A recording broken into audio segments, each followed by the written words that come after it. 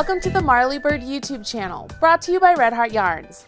In this video, I will show you how to make this super cute and very useful breezy knit market bag. To make this bag, you only need 2 skeins of Red Heart Super Saver chunky yarn, a pair of size 9 knitting needles. Now I'm going to use circulars, but you can use straights. And you need some stitch markers and a tapestry needle. Last but not least, you will need that free pattern, which is available at redheart.com. I will also put a link to the free pattern in the video description box right below this video. And while you're down there, please smash that like button, as my kids say, to let others know you enjoyed this video. Once you have your materials, join me back here and I'll walk you through all the little ins and outs for making this really wonderful tote.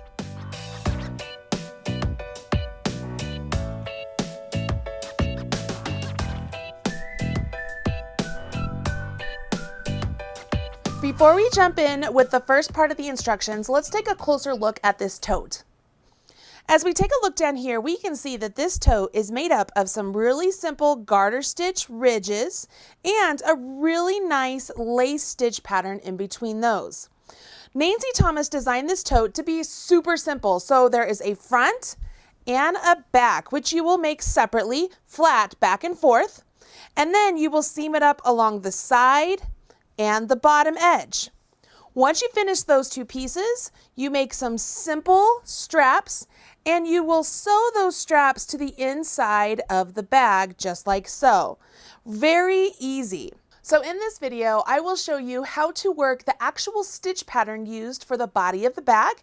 Then I'll show you how to seam those 2 edges together and how to make the straps. Very easy stuff, but it won't take us very long. So let's jump in. For this bag, I'm using Super Saver chunky yarn in the color turquoise.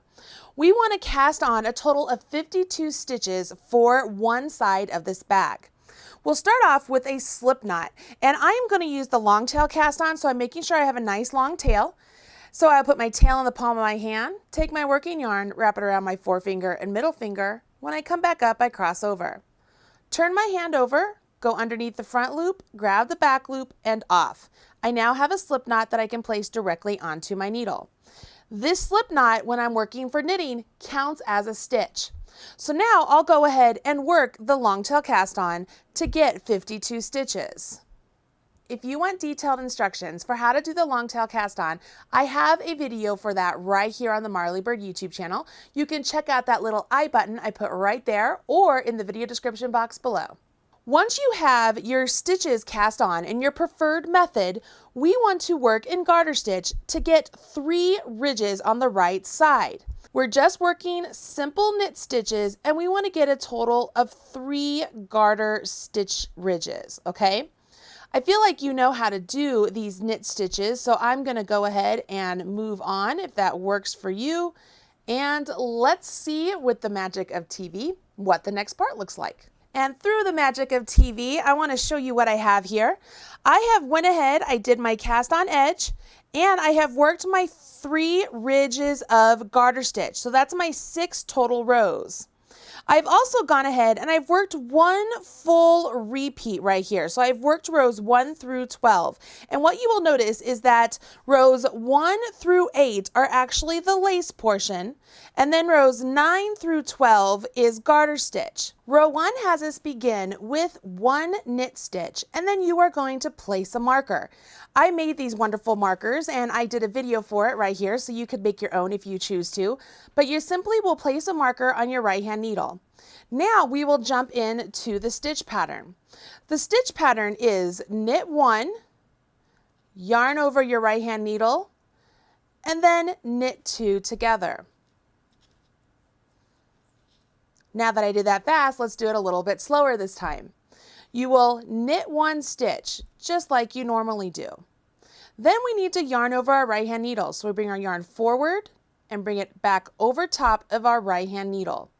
Our yarn is back and back, but we have this nice little string resting on our right hand needle. Now we want to take these 2 stitches and knit them together. So we will take our right hand needle, go into the leftmost stitch here of the 2, and then put our right hand needle into both of those stitches. Now you will yarn over and work through both of those stitches just like you would a knit stitch and have them jump off. By working this yarn over increase next to the decrease of the knit two together, we have maintained our stitch count. It hasn't changed, but we are getting this beautiful lace pattern because now we have these holes that are created with the yarn over.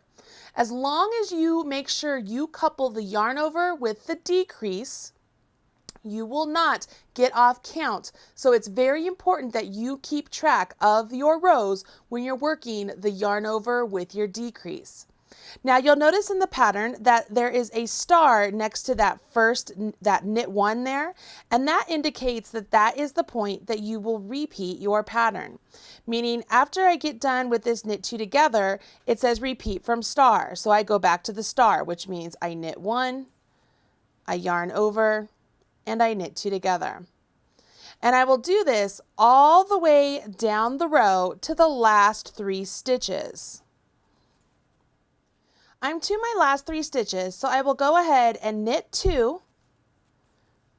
I will place another marker, so I place another marker, and then I will knit 1.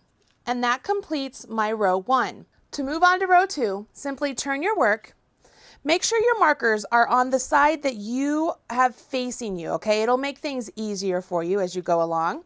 And we'll jump into row 2, which has us begin with a knit 1, then you will slip that marker, and you will purl all the way across these stitches, this row, to the next marker. When I get to the marker, I simply slip my marker, and I knit that last stitch. For row 3, I go ahead and turn my work. Once again, I want to make sure my markers are on the side facing me. It just makes things a little bit easier and you're less likely to get your markers caught in your work. And we'll move on to row 3, which has us start off with a knit 1, slip your marker. We will knit 1, and this time we'll do a different kind of decrease. We're going to do an SSK. So we will slip 1 stitch as if to knit, slip 1 stitch as if to knit, take our left hand needle, put it in the front leg of those 2 stitches, and now I simply knit just as normal and off. I finish off with the yarn over, okay? So that is my repeat, the knit 1, slip, slip, knit, yarn over. So now I will go back to my star, which has us do knit 1, slip 1 as if to knit, slip 1 as if to knit, put my left hand needle on the front leg of those 2 stitches, and then knit them together. Yarn over. Knit 1, slip as if to knit, slip as if to knit, left hand needle into the front leg of those 2 stitches, and then knit them together. Yarn over. I will work this repeat all the way down to the last 3 stitches. When you get to these last 3 stitches, don't forget that yarn over before your last 3 stitches. That yarn over is the last part of your repeat. Now I will go ahead, knit these 2 stitches, slip my marker, and knit 1 more. That completes row 3.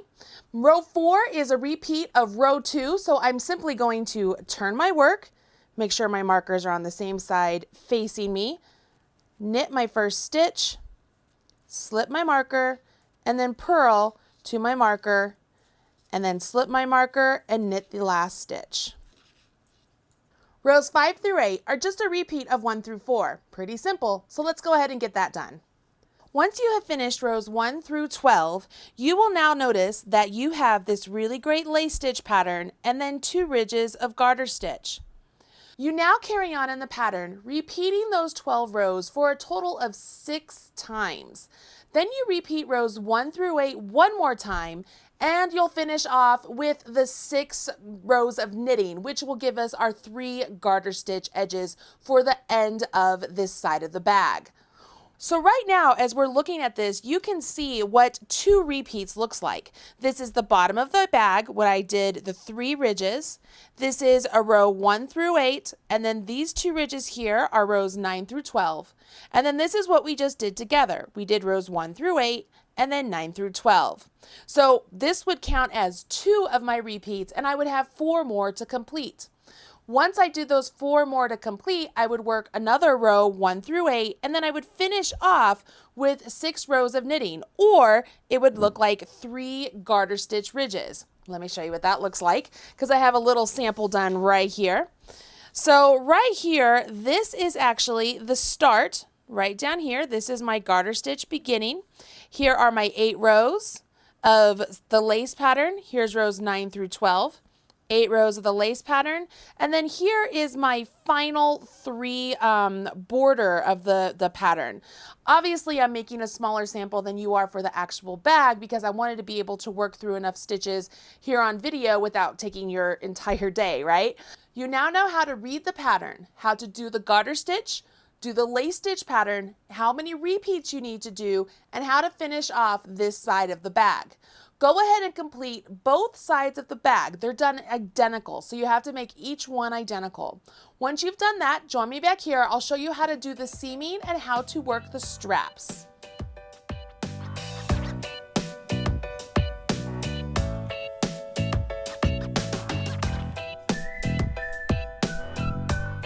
The front and the back of your bag are complete, and let's make some straps.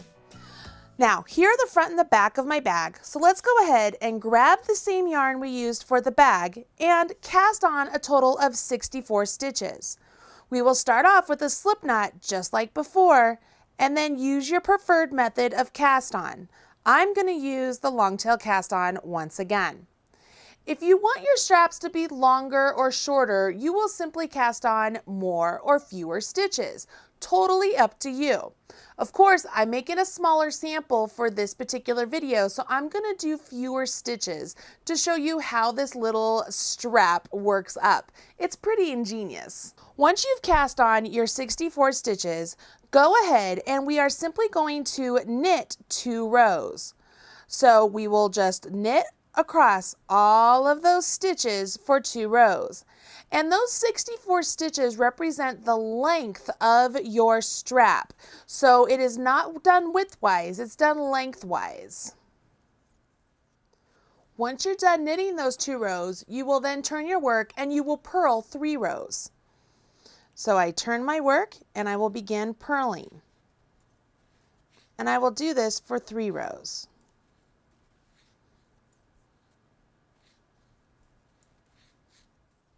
After you purl those 3 rows, you will knit 2 more rows. So far this is what my work looks like, and I need to knit 2 more rows.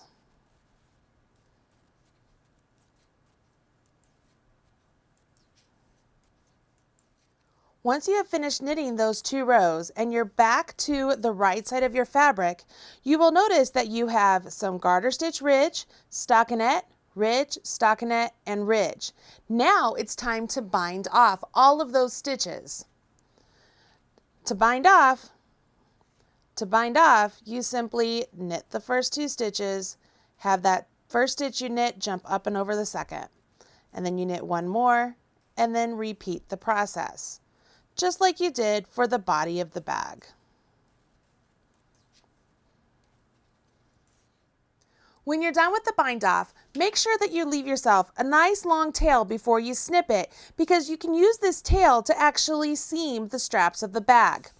The next part wants us to go ahead and you will take this strap, you will fold it lengthwise. See how you have that nice little fold point right there? And you will go ahead and you will seam together the edge of the strap. That's the cast on edge to the bind off edge. Once that's all sewn, you'll have this nice tubular strap that now can get sewn onto your bag. But before we sew it onto the bag, we need to actually stitch up our bag. So let me show you how to do that.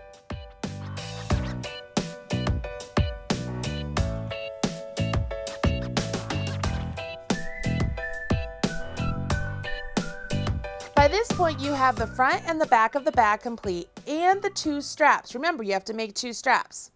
As you take a look down here, you can see I have a front and a back of the bag complete. And I've gone ahead and I have whip stitched these 2 pieces together. The reason I wanted to show you what the whip stitch looks like is because, one, you absolutely could use the whip stitch, and I wanted to make sure you saw what it looked like when it was done, because two, it's not nearly as clean as when you use the mattress stitch, which is what I'm going to show you how to do in this video. So as we take a look down here, you can see that there is a definitive seam right here where the two pieces are joined together. And that's because I simply put the right sides of the fabric together just like so. And then I whipped the side together, just, whip and stitch it together, no big deal.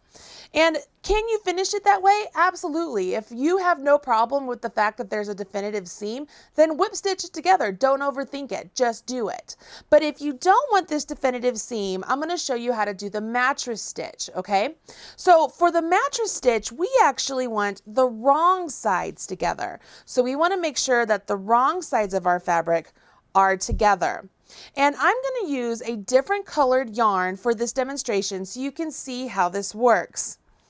I'm going to start at the bottom of my bag. This is my bind off edge up here, and this is my cast on edge. So I'm going to start down here at my cast on edge, and with my edges nice and butted up together, I'm going to go ahead and join this yarn.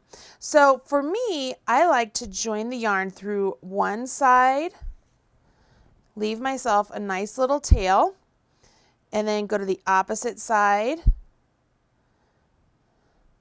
and then come back through this side. Okay, kind of gives me a figure 8, and I can tighten that up. Now that we have the yarn joined, we can go ahead and begin seaming this together. Now, when we seam together the garter stitch section, the first thing we want to do is we want to make sure that our ridges are butted up to each other. And when you seam a ridge to a ridge, you see how there's like a smiley face right there with that stitch? And then you could also see that over here there's a frown. Okay, see how those ones are upside down? You think of a smiley face and a frown. We want to make sure that we're working one or the other on either side. So this one I just went up a frown, and over here I want to make sure I go up a smiley face. And then over here I want to go up a frown, so this is a frown right there. And then over here I want to go up a smiley face. And I'm making sure I'm going row for row. Over here, here's a frown. And then here's a smiley face. As I pull the string together, you're going to see that that really pulls those two edges together, and it's going to look seamless. See how you can barely see the flamingo color yarn right there? Once I get past that garter stitch section, I'm into the portion where it's the lace, but it's not just lace down here at the edges. We have some nice knit stitches. So what we want to do over here is we want to go in between. So if you go in between those stitches, see how I'm able to pick up 2 bars there? So I'll pick up 2 bars on that side. Come over here, go in where you came out, and pop up and pick up 2 bars on this side. Come over here to the opposite side, go in where you came out, go up and pick up 2 bars. And do the same over here. Go in where you came out, come in and pick up 2 bars. As long as you're picking up those bars within the same column of stitches, you will have a nice and beautiful seam all the way up to where it's time for us to join our garter stitch again. And remember, you're always going in where you came out and then going up and picking up 2 bars. I'm going to pause here for a second. See how it's separated out right now, and you can see that string, okay? You can see it. Watch what happens when I pull this nice and taut. First off, you can't see that string anymore, right? It looks like it is seamless. See how those knit stitches butt up to those knit stitches? That's the beauty of the mattress stitch. If I finish this whole side right here, it's going to look nice and clean when it gets to the stockinette portion. It'll look nice and joined together at the garter stitch because we know how to do those garter stitches. As opposed to over here where it is a definitive seam right here because I just did a whip stitch. Now, here's something cool that you can do if you did a whip stitch because you're not really comfortable with the mattress stitch.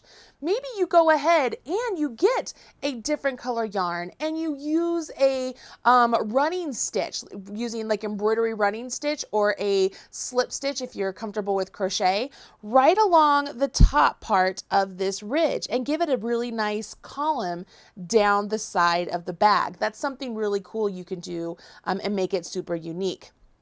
Now, once you have seamed the side of the bag, you can then go ahead and seam the bottom of the bag. Now, when I seam the bottom of the bag, to me, I like the bottom of my bags to have a nice solid base. I feel like it just gives them some stability. So what I like to do is this. I did not finish seaming up. I'm going to show you how to do this. I'm going to turn the bag inside out. Okay, so now my right sides are facing each other. And what I am going to do, I'm going to take my yarn once again, and I will join it down here just like I did before. Okay, so I'm going to join this down here, just like I did. All right, so now I have a nice join. And then what we're doing here is these are our cast on edges. And if you did the long tail cast on, you'll notice you have some nice little V looking stitches. And what I like to do is this. I will go into the V, okay, so I'll go in on this side and then I'll go into the same V on the corresponding side. Okay, you with me here? And I'll come up. Now what I will do is I will go into the V right next to it on that side, but I'm going to come back and go into the V that I went into on that side. See how I'm going like diagonal, okay? I'm not going straight across. I'm going back into the stitch that I originally went into on this opposite side. Now I'll skip over one stitch over here, and then I'm going to go diagonal and come into that stitch that I went in over there. You see that? I'm going to do that over here. I'm going to come up diagonal. Make sure you come in diagonal. And as I work this stitch all along, what it's going to do is it's going to pull this together really nice. And this section here is going to pull together, and I'm going to get a nice sort of bump seam on the inside of my bag. And honestly, I really like the way that feels. It feels like my bag is a little bit more secure. So that way when I take it to the yarn store and stock up on Red Heart Super Saver Chunky yarn, I am not worried that I'm going to blow out the bottom of my bag, right? So let me pause there for a second. I'm going to tighten this up. Let's just tighten this nice and tight just like we did before.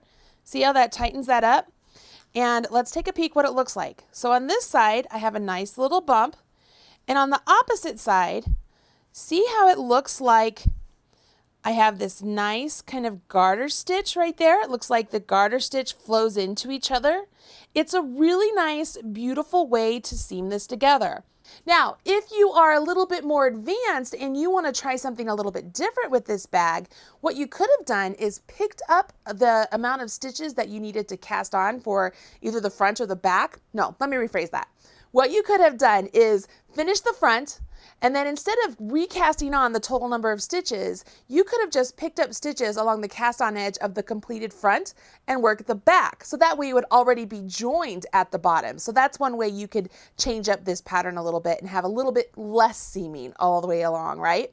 So once everything is seamed together and you have seamed together your strap here, which I haven't done, but we're gonna make believe, okay?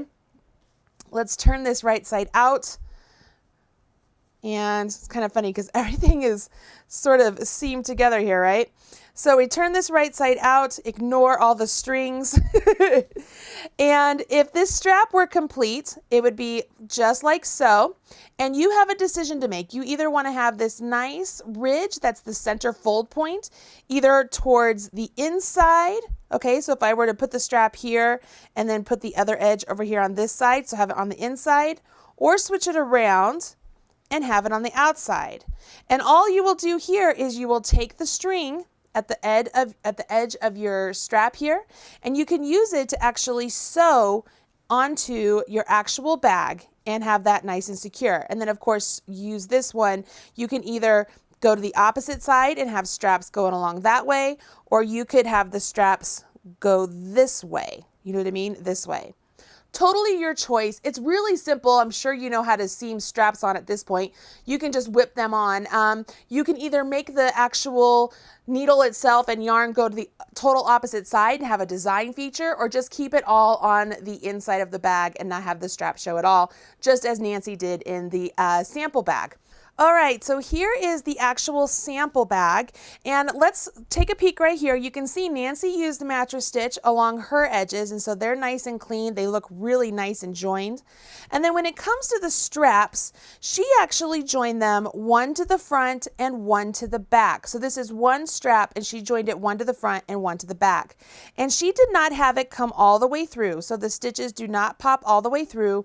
They are simply just stitched to the inside of the bag, just like so.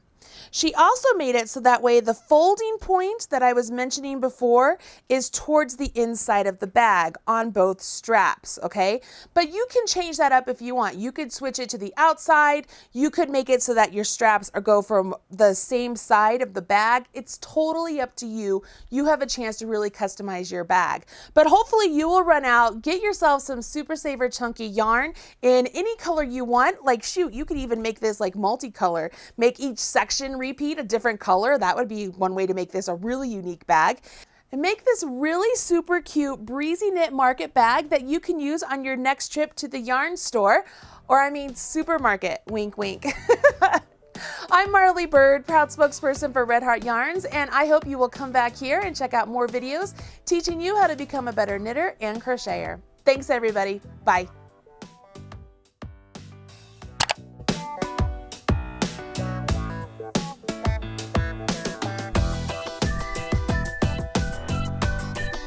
Everything you need to know about knitting or crochet can be found right here on the Marley Bird YouTube channel. Learn with Marley Bird. Visit youtube.com/Marley Bird.